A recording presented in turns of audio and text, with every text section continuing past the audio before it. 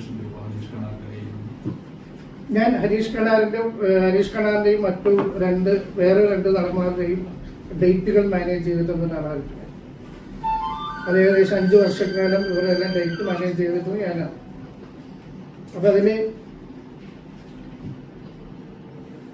എനിക്കൊരു ആവശ്യം വന്നപ്പോൾ, അത്യാവശ്യം ഞാൻ സിനിമകൾ ചെയ്തുകൊണ്ടിരിക്കുന്ന സമയമാണ്. എനിക്ക് പൈസ കണക്കിൽ ആരോട് ചോദിച്ചാലും കിട്ടുന്ന ഒരു സമയമാണ് ആ കാലഘട്ടം.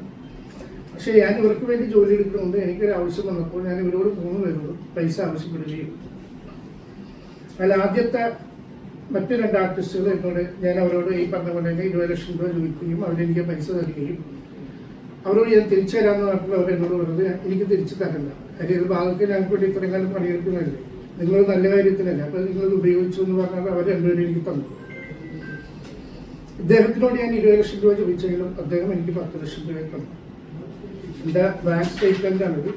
അദ്ദേഹത്തിന്റെ അക്കൗണ്ടിൽ നിന്ന് എൻ്റെ അക്കൗണ്ടിലോട്ട് വന്ന പൈസയും ഞാൻ അദ്ദേഹത്തിന് തിരിച്ചു കൊടുത്ത പൈസയുടെയും സ്റ്റേറ്റ്മെന്റാണ്. അദ്ദേഹം എന്നെ പറ്റി ഒരു ആരോപണം ഉന്നയിക്കുമ്പോൾ അറ്റ്ലീസ്റ്റ് അയാൾക്ക് ബാങ്ക് സ്റ്റേറ്റ്മെന്റ് ഒരു നോട്ടീസ് വേണമായിരുന്നു ഉന്നയിക്കാനൊക്കെ. അത് ഒരു പുള്ളി ചെയ്യാതെയാണ് ഞാൻ ചെയ്യുന്നത്.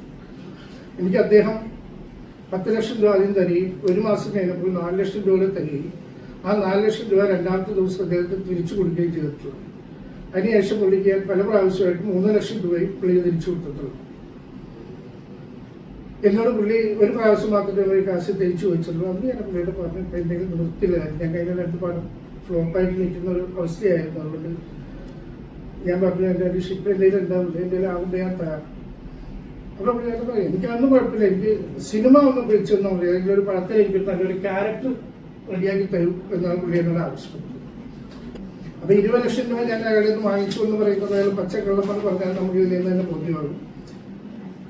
ഞാൻ അതിന്റെ സ്റ്റേറ്റ്മെന്റ് എല്ലാം എടുത്ത് വെച്ചിട്ടുണ്ട്.